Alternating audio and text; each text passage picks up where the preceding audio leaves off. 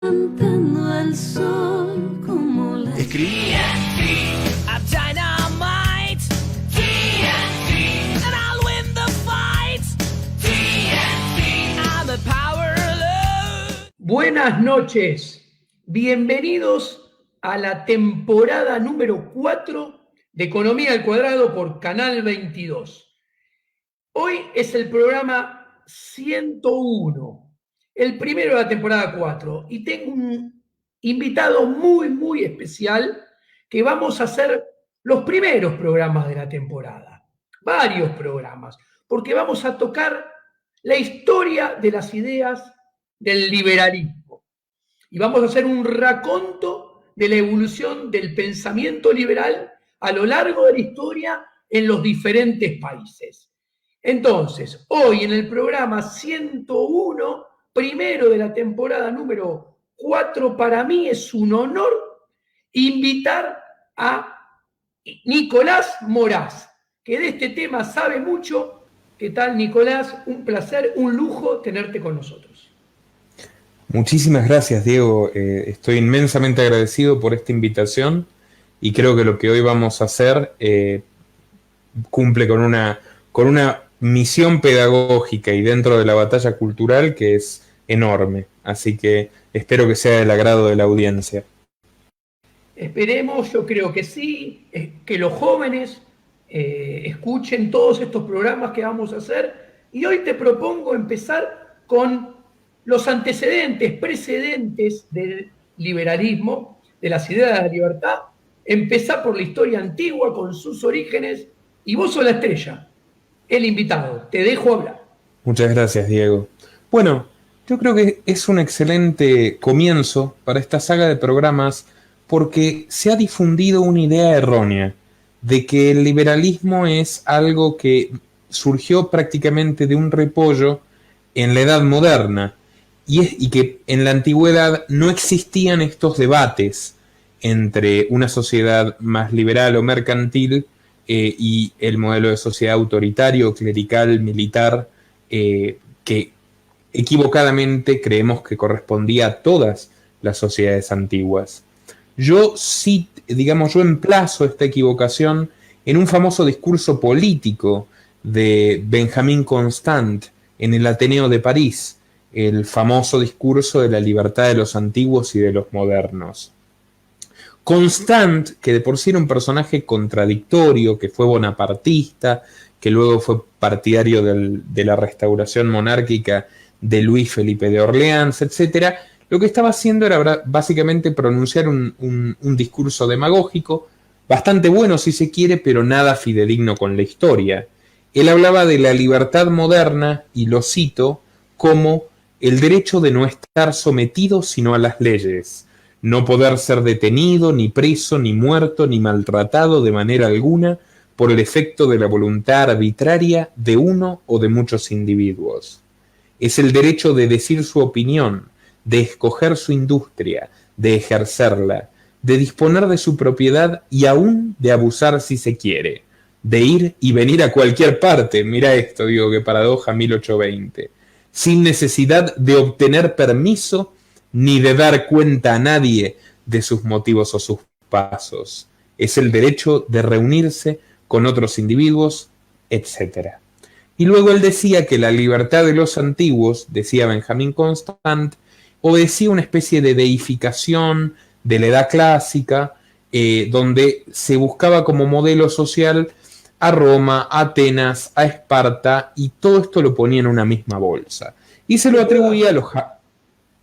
Por supuesto. Hacer una pregunta, vos sabés de este tema. Justamente, ahí hay un error, porque la dialéctica Esparta-Atenas justamente vienen a ser como los dos modelos contrapuestos, ¿no? El militar Esparta, Atenas, el basado en la asociación voluntaria, en el comercio. Efectivamente, y bueno, eso iba. Constant ignoró algo que luego ignoraron prácticamente todos los liberales posteriores, salvo los que eran muy cultos, como por ejemplo Bastiat, que es que en la Edad Antigua ya existe una enorme manifestación de esa pugna entre quienes defienden la libertad el consenso, las relaciones voluntarias y quienes defienden la jerarquía, la imposición y en muchos casos también el igualitarismo. Atenas y Esparta es un excelente ejemplo. Básicamente Grecia es un eufemismo para hablar de un conjunto de ciudades-estado. Las más prominentes fueron Atenas y Esparta. Esparta, curiosamente, incluso hasta para la cinematografía moderna, es el modelo político que genera mayor interés, mayor curiosidad, a mi parecer por el morbo. Empecemos porque Esparta no tiene historia escrita porque prácticamente toda actividad intelectual era considerada subversiva y reprimida. Entonces sabemos bastante de Esparta por historiadores ajenos a Esparta. Esparta era una suerte de cuartel manicomial, donde todos los hombres tenían el deber sobre sí de ser guerreros, donde se sacrificaba a los que no fueran aptos, donde se vivía y se comía en el cuartel, donde la noche de bodas era un simulacro de violación, donde los espartanos disfrazaban a las mujeres de soldados enemigos. Y ese Nicolás, era... Esparta Sí. es el primer modelo de educación pública obligatoria, totalmente construida y edificada para glorificar el Estado desde la milicia. Efectivamente, y en contraposición a Atenas, donde en su época esplendorosa, habiendo 300.000 habitantes, ni un solo hombre, tan siquiera esclavo, era analfabeto, y esto está recogido por todos los historiadores de aquel tiempo. Esparta también tenía un profundo desprecio por la propiedad y por la moneda, tanto así que impuso la moneda más estúpida, si se me permite, de la antigüedad, que es el doblón de hierro. Por esa razón, no los aceptaban en ningún sitio, entonces jamás se desarrolló tampoco ningún tipo de actividad comercial, y Esparta vivía básicamente de parasitar, en un pueblo eminentemente saqueador, a las otras ciudades que había dominado, como Mesenia, Arcadia, el resto de Laconia. Era una sociedad eminentemente parasitaria y guerrera. ¿Quién admira a Esparta, curiosamente desde Atenas, donde se vive mucho mejor en todo sentido? Platón, que es el gran padre en la filosofía griega del autoritarismo. Platón, el autor de la República, donde en su modelo de república gobierna ciegamente el rey poeta, el rey filósofo, el miembro de la sociedad que supuestamente más sabe, lo que vendría a ser un antecedente de la vanguardia leninista o de la dictadura científica que vivimos hoy. Platón admiraba a Esparta. En cambio, y esto contradice terriblemente a Benjamín Constant, pues fíjate cómo el debate de ideas, el debate moral, ya existía en aquella época.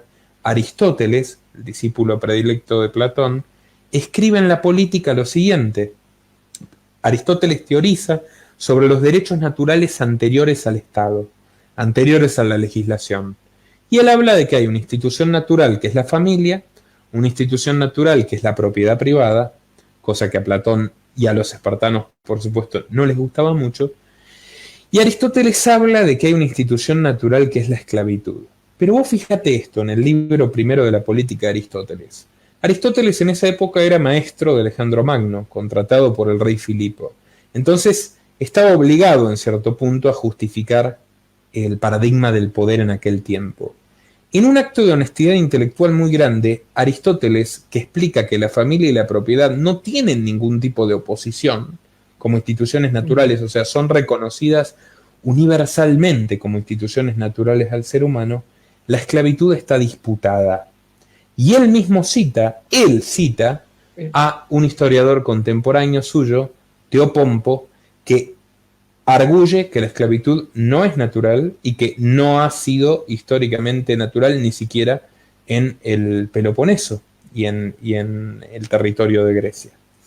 Y esto me lleva a hablarte de otra cuestión muy interesante, más allá de este contraste entre Esparta, que es miserable, y Atenas, que con apenas 300.000 habitantes es la cuna de prácticamente todas las ciencias duras de la actualidad y de tanto conocimiento y tanto progreso científico. Atenas también tuvo sus tiranos, tuvo demagogos, pero Atenas, por ser una civilización eminentemente comercial, los principales exportadores de aceite, de cerámicos del Mediterráneo, no solo logró resistir a los embates del imperio persa, que era enorme en las guerras médicas, sino que no necesitó del uso de la fuerza para convertirse no solo en la ciudad más influyente de aquella época, sino probablemente de la historia universal. Es un gran contraste el de Atenas y Esparta. Pero me gustaría saltar a otra cuestión. ¿Puedo Mucha hacer gente... un comentario? Por favor, Diego. Yo meto muy poquitos bocadillos porque vos sos el invitado. Yo creo que hay algo fundamental acá que hay que entender. Cuando en Grecia Aristóteles levanta el punto del derecho natural, más allá de lo que ahora, desde el siglo XXI, podemos hablar o decir, llamar error por la disputa de la esclavitud, que obviamente es aberrante que esté ahí adentro porque es totalmente contradictoria con la misma familia que él defendía. Vos fíjate que es la persecución de la justicia en sí, de la única justicia, de la justicia que es verdadera en cualquier momento del tiempo y para todos los hombres, que no es menor, porque es separar a la justicia, sacarla de la órbita total de los burócratas del Estado, sacarlas del poder de los medios políticos, preservarla, protegerla de eso. Y eso tiene un valor cultural, histórico, filosófico incalculable.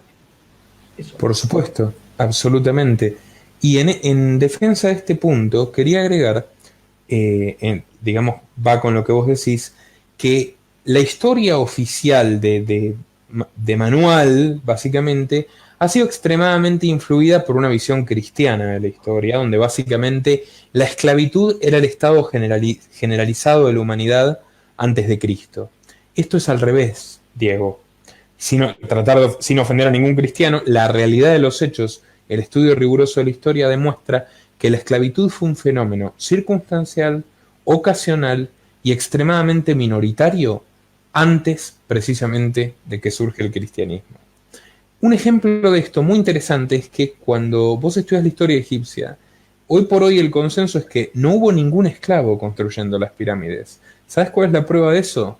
Que hay jeroglíficos que ilustran, y papiros incluso, que en el antiguo Egipto hubo una huelga contra el faraón de los constructores de pirámides. Reclamaron, tanto los obreros como los contadores, muchos de los cuales efectivamente eran judíos en Egipto, reclamaron una suba de sueldo. ¿Y sabes qué? El visir se la concedió.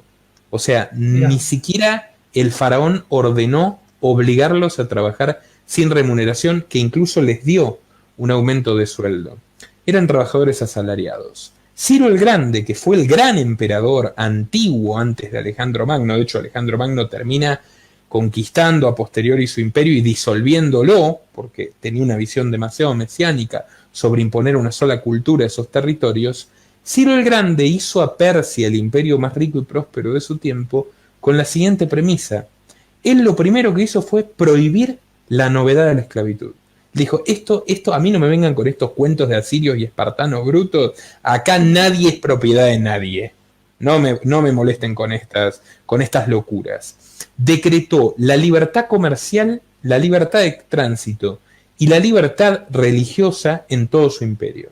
No había una religión obligatoria, no había un lugar dentro del imperio persa donde vos no puedas circular o comerciar cualquier tipo de producto. Esto le permitió convertirse en la gran civilización entre Egipto y Grecia durante la Edad Antigua. Alejandro Magno, educado por Aristóteles, con su proyecto del panhelenismo, intentó imponer la cultura helénica, la cultura griega a todo este territorio que pudo vencer militarmente, pero falló tanto en este intento autoritario de déspota ilustrado que, muerto él, inmediatamente se disgregó en 4 satrapías y posteriormente fue aniquilado por Roma. Entonces, ahí tenemos unos cuantos ejemplos interesantes. Otro ejemplo que... ¿puedo decir una cosita más antes de Roma? Antes de Roma, y ahí yo quiero entrar con la República antes del Imperio, y ahí vos nos contás bien la cuestión económica, si te parece. Sí. En la era prerromana había una ciudad, es un ejemplo que me parece muy interesante, una ciudad llamada Sibaris. Sí. A vos que te gusta la buena comida, sabés que la palabra sibarita define a quien tiene paladar negro, quien gusta de los alimentos más ricos, más elaborados, de mejor calidad. Sibarita viene de Sibaris, que era una ciudad prerromana, ubicada donde actualmente está Calabria, en Italia.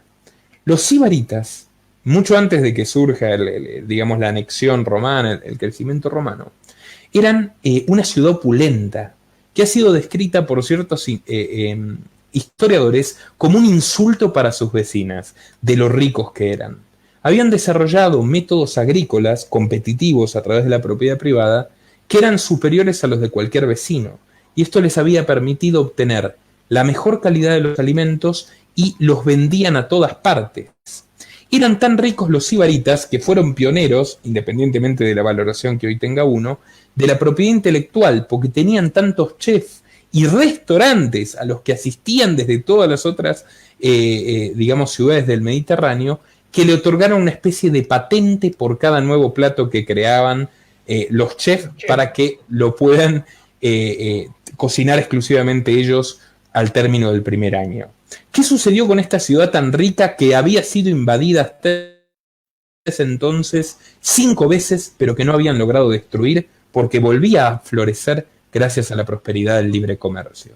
Que surgió un demagogo que se llamaba Telis de Sibaris, que a través de la asamblea persuadió a los sibaritas diciendo: nosotros vivimos muy bien, pero podemos vivir mucho mejor si expropiamos y expulsamos a los 500 hombres más ricos.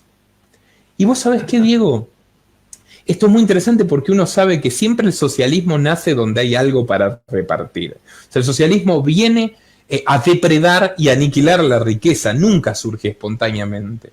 El socialismo, que son los medios políticos, es el poder político, que es la antítesis del poder social y los medios económicos, indefectiblemente necesita florecientes medios económicos previos que acumulen y generen riqueza en libertad.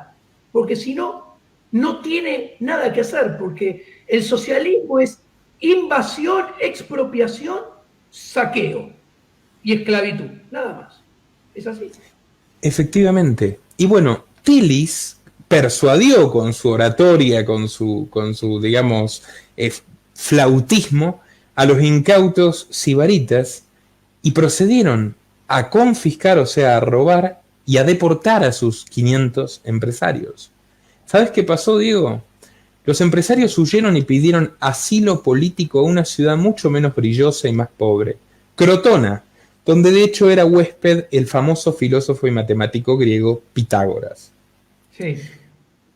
Al cabo de meses, los sibaritas terminaron por dilapidar totalmente el capital usurpado y se dieron cuenta de que carecían de algo tan esencial como el know-how. Así que habían robado capital, pero no podían reproducirlo. Entonces, ¿sabes qué se le ocurrió al clarividente Telis? Ir a buscar a los 500 novomos que él mismo había echado, a los 500 empresarios para traerlos a la fuerza. Pero resultó que Crotona, esa opaca ciudad que nunca había igualado a Sibaris, con esos 500 empresarios a los que había dado refugio, estaba prosperando magníficamente.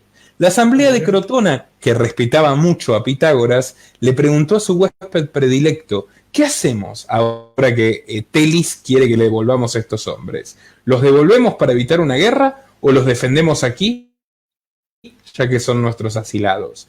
Y Pitágoras les dijo: número 1, si Telis cometió el error de echarlos, no vamos a ser tan estúpidos de perder a esta gente tan valiosa a nosotros. Y número 2, es de justicia defender a estos hombres que fueron expulsados vilmente y a los que ahora quieren esclavizar.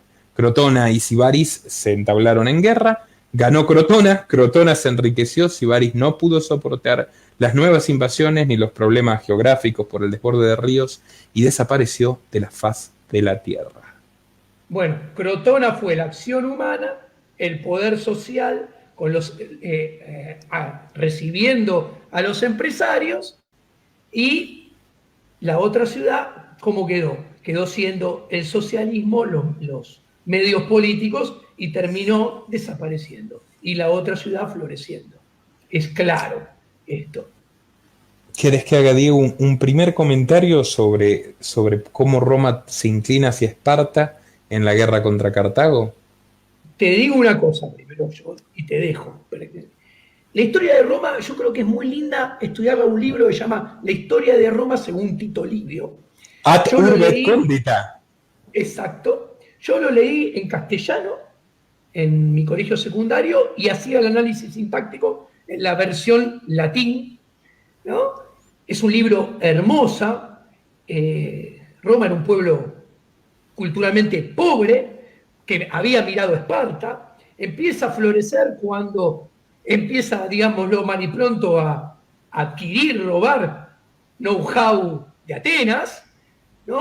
Y yo te dejo a vos hablar de el origen de las ideas de la libertad en Roma, del liberalismo, porque es una ciudad muy intervencionista en su historia, tengo unos ejemplos, muy intervencionista, muy dirigista y que nos permite volver después a algo, al cristianismo. ¿Por qué? Porque el cristianismo, que Nietzsche en el Anticristo dice, es el perfeccionamiento de todo lo peor del judaísmo, fueron perseguidos. Y cuando se volvieron la religión oficial del imperio, se convirtieron en perseguidor. Exactamente. Te dejo, Nicolás. Roma básicamente es una sociedad que ya tiene un lúgubre principio hasta en la mitología, que son los dos hermanos, Rómulo y Remo, hijos de una loba, que es una analogía de una prostituta, que se terminan matando entre sí. O sea, con ese comienzo ontológico, y bueno, no se puede llegar a un gran destino. Por supuesto que Roma fue una comunidad que demostró maestría, una absoluta maestría para la guerra. De hecho, se aprovechó de la disolución del panhelenismo alejandrino, del imperio de Alejandro, se montó sobre eso para desarrollarse. Cuando se había, a su vez Alejandro surge, el imperio de Filipo y de Alejandro surge por la guerra del Peloponeso, los constantes ataques de Esparta contra Atenas, que finalmente termina ganando Esparta, ayudada también por el tifus. Pero el caso es que Roma, bueno, fue una excepción de una civilización que se construye en base al saqueo. Y por supuesto absorbiendo en determinado momento la cultura griega porque carecían de nada propio que los pudiera sostener. Lo hicieron muy bien, lograron cosas maravillosas, edificios de 5 y 6 pisos, no hacían de más porque no tenían ganas de subir las escaleras, acueductos que se mantienen hasta hoy, etc. Pero sin embargo nunca adhirieron a la costumbre de mercantil de Atenas. De hecho, el senador Catón el Viejo se dedicó durante décadas allí por la República Romana, antes de ser un imperio, a convencer a sus pares de que debían abolir el comercio. Y no conforme con abolir el comercio, debían erradicar a las grandes civilizaciones mercantiles que quedaban en pie. Luego de los embates que habían dirigido contra medio mundo, quedaba fundamentalmente una civilización mercantil en pie, que había sido una colonia fenicia, los abuelos de los árabes y de los judíos, que al fin y al cabo eran extraordinarios comerciantes. Y se referían a Cartago. Cartago, que ocupaba lo que actualmente es Túnez, en el norte de África, frente a a la península itálica. Cartago era una sociedad que de hecho el propio Aristóteles reseña como una sociedad constitucionalista.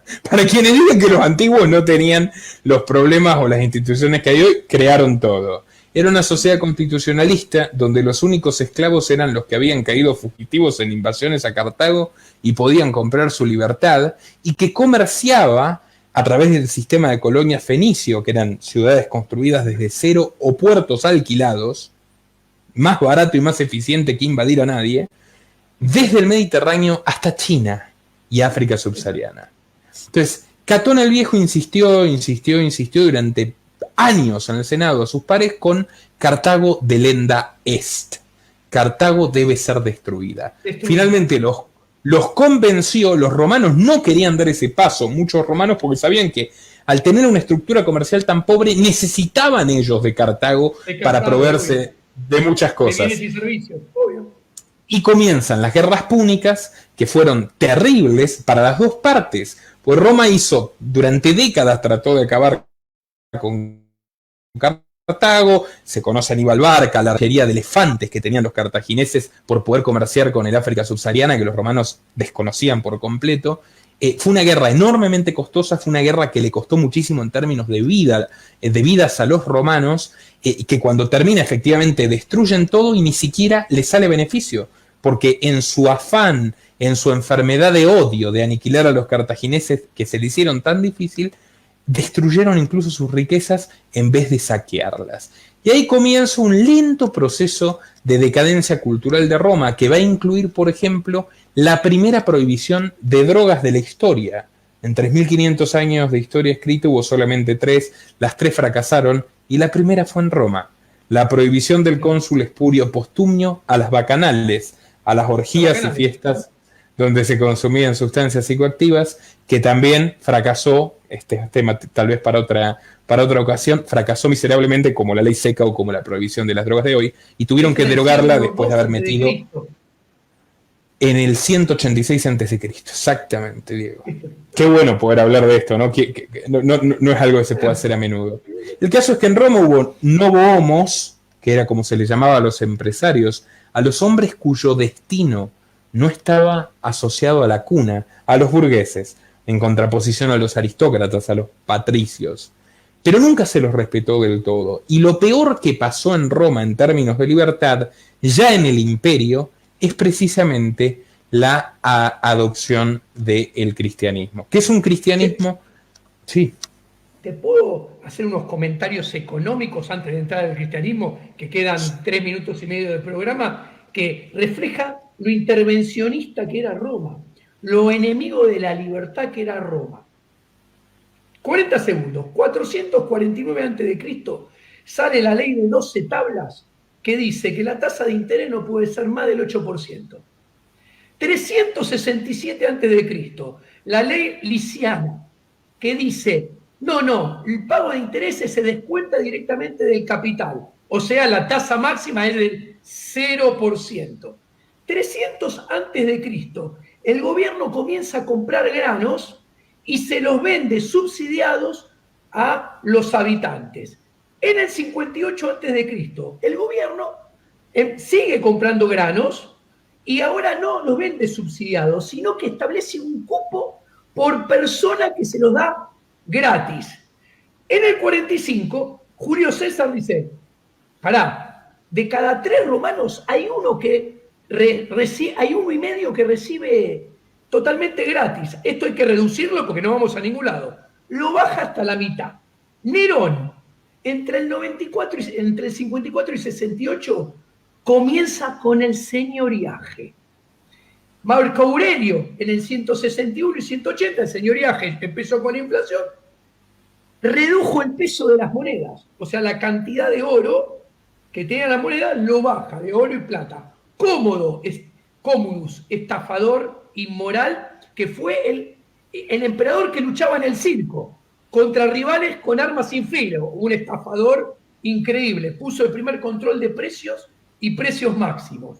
Escúchate esto, el trigo, en el siglo I, 6 dracmas, en el siglo III, 200 dracmas, en el siglo IV, en el 314, 9.000 dracmas, en el 334, 78.000 dracmas, en el 344, 2 millones de dracmas, la misma bolsa de trigo. Eso es, y se termina cayendo por eso. Pero volvamos al cristianismo. El panet circenses, que es básicamente la comida y el entretenimiento gratis para el pueblo. Yo te había comentado que la esclavitud era una excepción hasta Roma. El modelo romano solo puede sostenerse con estos números que brillantemente comentás y que reseñás en papel pintado, que me encanta la historia económica que haces en papel pintado, a través de un modelo militar eficiente que consiste en anexar pueblos, saquear constantemente a otros pueblos. Ese modelo militar, de todas formas, tenía un contrato tácito que puede interpretarse como relativamente moderado para la cantidad de psicópatas que gobernaron Roma, que consistía en libertad de costumbres a cambio de una pequeña porción de lo que producían los pueblos conquistados. O sea, yo te dejo vivir, lo cual en la Biblia está expresado en Poncio Pilatos, de acuerdo a como vos vivías antes, a mí dame unos manguitos y la quota bellis, que eran un grupo de hombres para pelear. ¿Qué pasa?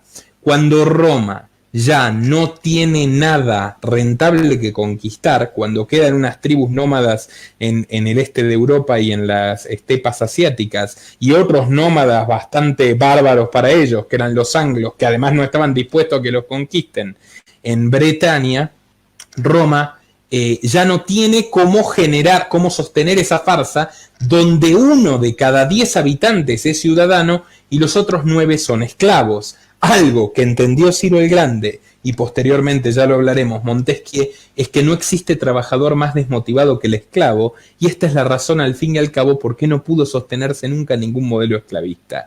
Cuando ya no tuvieron a quién saquear ni a quién robar, cuando los esclavos mal alimentados daban lo peor de sí, como cualquier esclavo al fin y al cabo, y comienza a desmoronarse el grandioso imperio romano, Constantino tiene la idea de adoptar el pobrismo, que es el dogma del cristianismo institucional. Si te parece, como ya estamos en la media hora, lo podemos tratar en el programa siguiente. Perfecto, te agradezco mucho esta participación, lo tratamos en el siguiente. Me hiciste acordar que al final del Imperio Romano pasó exactamente lo mismo, o muy parecido a Unión Soviética y Europa del Este detrás de la cortina de hierro. Te agradezco mucho por este programa número 101, el primero de la temporada, y bueno, estarás de vuelta invitado acá. Nos vemos el próximo programa también. Un placer. Muchísimas gracias, Diego. Gracias, Nicolás, por esta conversación tan enriquecedora.